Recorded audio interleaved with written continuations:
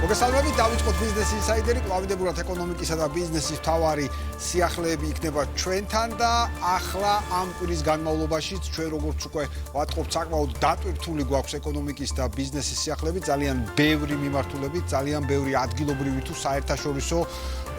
ძალიან ისეთი მაღალი მნიშვნელობის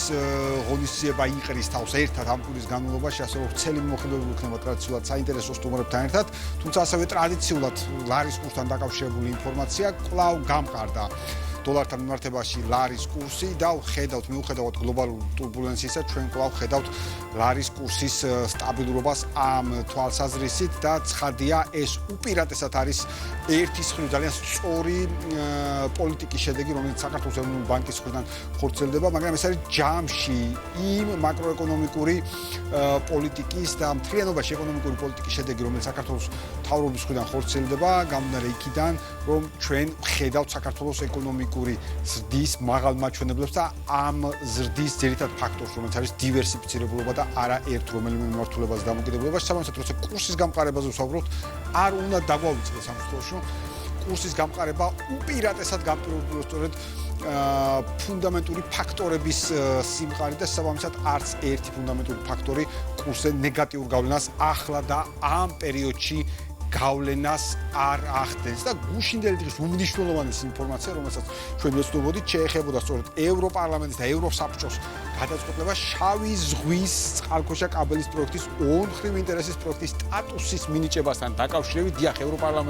ევროპარლამენტმა და ევროსაბჭომ სწორედ შავი ზღვის წყალქვეშა კაბელს, რომელიც ეხება ჩვენ არაერთხელ გვისაუბრია, ორმხრივ ინტერესის პროექტის სტატუსი მიანიჭეს. მოგეხსენებათ, ეს არის განსაკუთრებულად მნიშვნელოვანი გადაწყვეტილება, გამომდინარე იქიდან, რომ მთლიანობაში, როცა ჩვენ შავი ზღვის წყალქვეშა კაბელზე ვსაუბრობთ, ჩვენს ეთერში, ბიზნეს ინსაიდერში, პირველ რიგში სწორედ მინდა აღვნიშნო, რომ მაესტროზე ბიზნეს ინსაიდერის გახსნით გადაცემაში, სწორედ ეკონომიკისა და განვითარების მინისტრმა ასევე ვრცლად ისაუბრა შავი ზღვის წყალქვეშა კაბელთან დაკავშირებით, ხო ჯერ კიდევ თებერვლის შუა რიცხვებში და ახლა უკვე ჩვენ ვხედავთ ამ ინფორმაციას, ასევე რამდენჯერაც ჩვენ აქ ამ ეთერში ვილაპარაკეთ ჩვენ სტუმრებთან ერთად, მათ შორის კერძო სექტორიდან და ნებისმიერ საუბარი, რომელიც შეეხებოდა ენერგეტიკას, ან ზოგადად ეკონომიკური და ენერგეტიკული უსაფრთხოების საკითხებს, ვერც ერთხელ ვერ აუარეთ და ლოგიკურად ვერ აუარეთ რომდი წყალქვეშა კაბელის მნიშვნელობის თემას. და დღესაც, როდესაც ჩვენ ვსაუბრობთ შუა დერეფნის ნაწილზე, მთლიანობაში და შუა დერეფნთან დაკავშირებულ საკითხებზე, ზოგადად მუდმივად შავი ზღვის წყალქვეშა კაბელი არის ერთ-ერთი თუ არა განსაკუთრებულად გადამწყვეტი პროექტი. ბევრ შემთხვევაში ჩვენ მოვისმინეთ შეფასებები, რომ არის ისეთივე ან უფრო აღმატებული მნიშვნელობის, ვიდრე მაგალითად ეს არის ისეთი ფლაგმანი პროექტი, როგორც არის ბაქო-თბილისი, ჯეიხანის ნავთობსადენი და ასე შემდეგ. მოკლედ ის, რომ საქართველოს და ქართული პროექტი ამ დონეზე და ამ ვითარებაში ავიდა და მართლაც მომავალში შეასრულებს კიდევ უფრო მეტად გადამწყვეტ დროს, არა მხოლოდ საქართველოს, არამედ ევროპის ენერგოუსაფრთხოების უზრუნველყოფის საკითხში, რა თქმა უნდა, ეს განსაკუთრებულად ხაზგასასმელი ნაწილია. თუმცა ამ თემაზე, რა თქმა უნდა, ჯობს მოვისმინოთ ამ საკითხშიც თავარი პერსონის შეფასება, მინდა ეკონომიკისა და განვითარების მინისტრის შეფასებას მოვისმინოთ ამ ნაწილზე.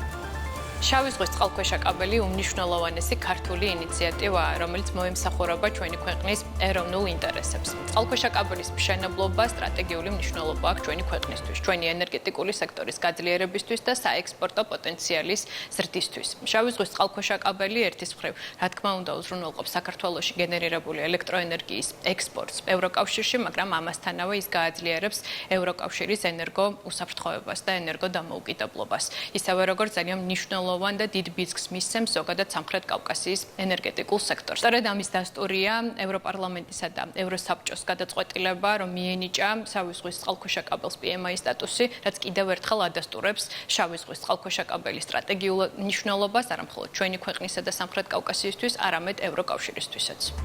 დიახ, რა თქმა უნდა, ამ შემთხვევაში არა მხოლოდ როგორც მინისტრიც აღნიშნავს, არა მხოლოდ სამხრეთ კავკასიას, არა მხოლოდ საქართველოს, არამედ ევროკავშირისთვისაც მართლაც ეს არის განსაკუთრებულად გამორჩეული პროექტი, ბევრი მიმართულებით და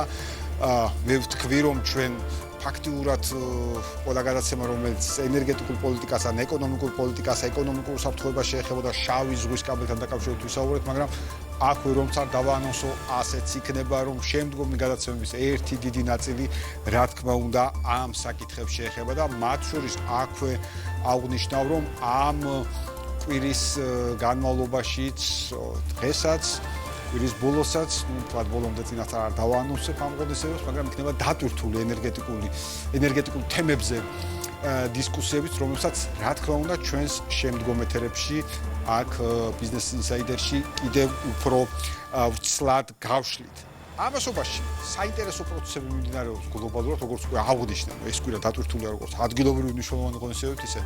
გლობალური ღონისძიებებით და რაც შეეხება გლობალურ ღონისძიებებს და მასში საქართველოს ჩართულობას ამ ნაწილში აუცილებლად მინდა აღვნიშნო საერთაშორისო სავალუტო ფონდის და მსოფლიო ბანკის ყოველწლიური ამ შემთხვევაში საგაზაფხულო შეხვედრები, რომელიც შეერთებულ შტატებში იმართება და ვიდრე ამ შეხვედრებზე დეტალურად გეტყვით, მანამდე ასევე აღსანიშნავია, რომ უკვე გუშინ საღამოს გამოქვეყნდა ანგარიში საერთაშორისო სავალუტო ფონდის, ეს არის ეკონომიკური პროგნოზის აპრილის განახლება და პრინციპში საქართველოსთვის უკვე ცნობილი იყო ის მაჩვენებელი, რა მაჩვენებელიც განიცაძვრა ჩვენთვის 2026 წლის ეკონომიკური ზრდის ჭრილში 5.3%. საქართველოს რატომ იყო ცნობილი? იმიტომ სულ ცოტა ხნის წინ დასრულდა მისიის ანგარიში, ვნახეთ მისიის ანგარიში, მისიის შეფასება დასრულდა მთლიანობაში და ჩვენ ვნახეთ ასევე ფინანსთა მინისტრის, ეროვნული ბანკის პრეზიდენტის და მისიის ხელმძღვანელის ბრიფინგი ამ თემაზე ძალიან უცვლად მიმოიხილეთ ჩვენ ბიზნეს ინსაიდერში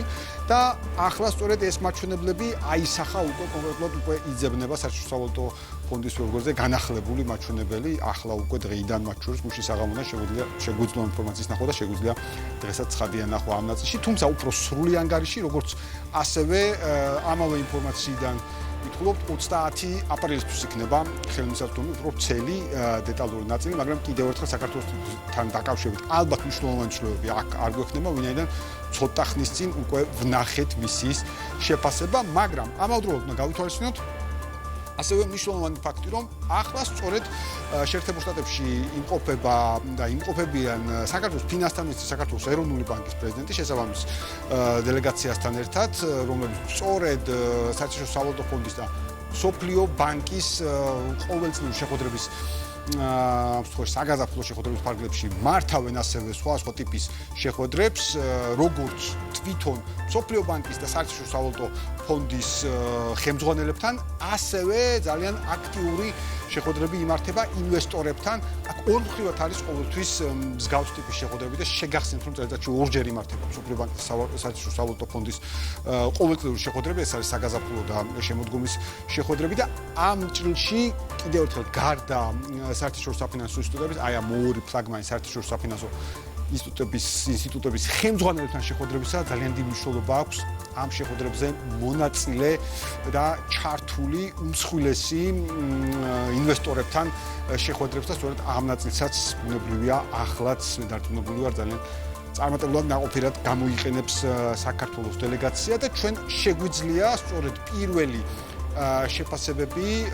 როგორც ეროვნული ბანკის პრეზიდენტის, ისე საქართველოს ფინანსთა მინისტრის ახლა მოვისმინოთ. დღეს ჩვენ ვიწყებთ ჩვენს ტრადიციულ შეხვედრებს საერთაშორისო სავალუტო ფონდის და მსოფლიო ბანკის ხელმძღვანელობასთან. ეს არის რეგულარული საგაზაფხულო შეხვედრები, რომელიც ტარდება ვაშინგტონში. ჩვენ რასაკვირველია გვექნება საუბარი საქართველოს ეკონომიკაზე, მის ბოლო მდგომარეობაზე, მის მედეგობაზე, მაღალ ეკონომიკურ ზრდაზე, ინფლაციის მართვაზე. ასევე, რა თქმა უნდა, ისეთ დროს ხდება ეს შეხვედრა, როდესაც ყველას აწუხებს ახალი გამოწვევა, ახალი გეოპოლიტიკური დაძაბულობა ირანთან დაკავშირებით, რაც გადაეცემა გლობალურ ეკონომიკას და სავარაუდოდ ნაწილობრივ მაინც გადაეცემა საქართველოს ეკონომიკას, მაგრამ კარგი არის, რომ ჩვენ მართლაც მომზადებულები ვხდებით ამ ახალ შოკს, იმიტომ რომ გვაქვს საკმაოდ მაღალი საერთაშორისო რეზერვები, ისტორიულ მაქსიმუმს მიაღწია, გვაქვს ძალიან კარგი ფისკალური მდგომარეობა, გვაქვს საკმაოდ ძლიერი ეკონომიკური ზრდა, თუმცა გამოწვევა არის სახეზე და აქედან გამომდინარე ძალიან დროულია ეს შეხვედრები, იმიტომ რომ სხვადასხვა ქვეყანა გაგვიზიარებს თავის გამოცდილებას, საერთაშორისო სავალუტო ფონდი ასევე საკუთარ ხედვას და ერთობლივად შევძლებთ, რომ ვიმსჯელოთ რა არის საუკეთესო დახვედრა ამ ახალი გამოწვევების იმისთვის, რომ მინიმალური ეფექტი იქონიოს ჩვენს ეკონომიკაზე. ასევე ვიცარგებლებთ შემთხვევით და გვექნება რამოდენიმე შეხვედრა ინვესტორებთან, ეგრეთ წოდებული road show, რასაც ყოველთვის ვატარებთ ფინანსთა მინისტრთან ერთად,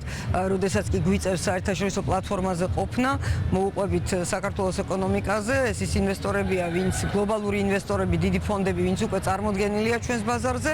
ასევე ახალი ინვესტორებიც. საქართველოს მიმართ საკმაოდ მაღალი ნდობა არსებობს და გვინდა რომ ჩვენი პრეზენტაციით ეს ნდობა კიდევ უფრო მეტად განვამტკიცოთ. საგაზაფხულო სესიის ფარგლებში შეხვედრები გაიმართება საერთაშორისო სავალუტო ფონდის და მსოფლიო ბანკის ხელმძღვანელ პირებთან, სადაც საუბარი გვექნება ერთის მხრივ საერთაშორისო სავალუტო ფონდთან მიმდინარე თანამშრომლობის პერსპექტივებზე, ასევე მსოფლიო ბანკთან საუბარი გვექნება იმ პროექტებზე, რომელიც არის მიმდინარე საქართველოში, ასევე სამომავლოდ დაგეგმილ პროექტებზე, რომელსაც აქვს საკმაოდ ეს ვთქვათ ამბიციური მიზნები. ამ მიმართულებით ჩვენ ვაგრძელებთ როგორც საერთაშორისო სავალუტო ფონდთან, ასევე მსოფლიო ბანკთან ძალიან აქტიურ თანამშრომლობას. გარდა ამისა, ამავე საგაზაფხულო სესიის ფარგლებში შეხვედრები გაიმართება საერთაშორისო საინვესტიციო კომპანიებთან, სადაც გავაცნობთ საქართველოში არსებულ ეკონომიკურ მდგომარეობას და საომავლო